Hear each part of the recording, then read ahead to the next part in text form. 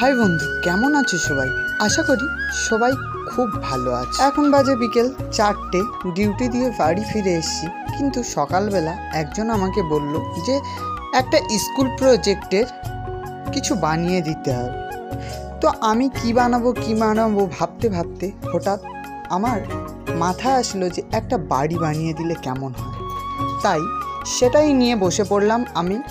যেহেতু তার প্রজেক্টের কাজটা খুব তাড়াতাড়ি জমা দেবে, তাই আমাকেও বলল যে খুব তাড়াতাড়ি যেন যা হোক একটা কিছু বানিয়ে দেয়।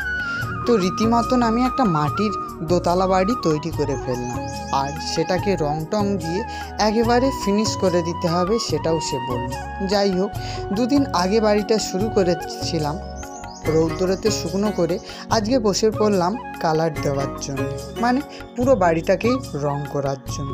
তো মার্কেট দিয়ে আমি 10 টাকা দিয়ে এই 6 রকম কালার কিনে নিয়ে এসেছি, আর সাথে খড়ি মাটিটা দিয়ে পুরো বাড়িটাকে আমি হোয়াইট সিমেন্টের মতন সাদা করে নিলাম। এবং সাদা করার পরে অবশ্যই সেটাকে একবার রৌদ্রে শুকনো করে নিতে হবে, কারণ শুকনো না করলে যে রঙগুলো এনেছি সেগুলো তো ফুটবে না। এর আগে আমি এরকম কাজ খুব একটা করিনি। বহু বছর আগে যখন আমি স্কুলে পড়তাম তখন তো শারীর শিক্ষা কর্মশিক্ষা ছিল, সেই সময় এইসব হাতের কাজগুলো করতাম, যদিও এতটা কষ্ট করে তখন করিনি। সাধারণভাবে কিছু একটা বানিয়ে দিতাম, এইরকমই যাই হোক, যেহেতু মুখে বলেছে যে একটা কিছু বানিয়ে দিতে হবে, তাই ভালোভাবেই বানানোর চেষ্টা করছি। তো বাড়িটাকে পুরোটাই হোয়াইট সিমেন্ট দিয়ে আমি কমপ্লিট করে ফেলেছি। এবার এটাকে রৌদ্রে শুকনো করে তারপর এর উপরে কালার দেওয়া শুরু করব, না হলে প্রথমেই বললাম যে রঙগুলো ফুটবে না।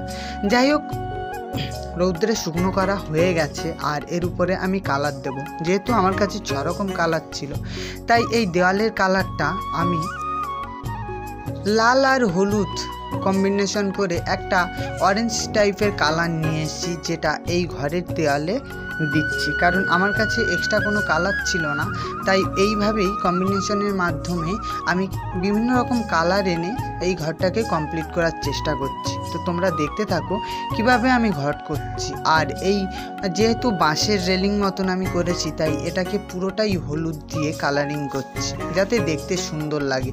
তোমরা অবশ্যই কমেন্টে জানিও যে বাড়িটা কেমন লাগছে আর কালারটাও কেমন লাগছে। দেখতে থাকো আমার এই ঘরের কালার করা।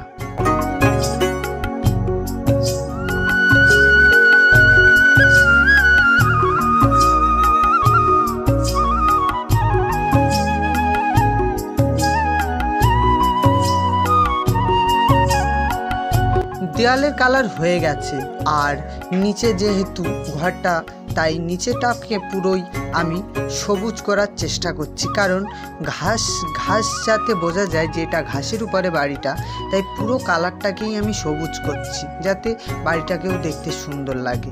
এই হলো বাড়ির ফিনিশিং। এখনও কমপ্লিট যদিও হয়নি, তো এই রকম লাগছে বাড়িটা।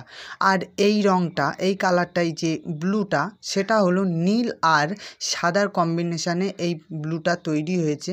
তো এই ফাইনাল লুকটা কেমন লাগছে তোমরা অবশ্যই কমেন্ট করে জানিও, আর বাড়িটাও কেমন লাগছে। আর দেখা হচ্ছে নতুন ভিডিও নিয়ে। টাটা।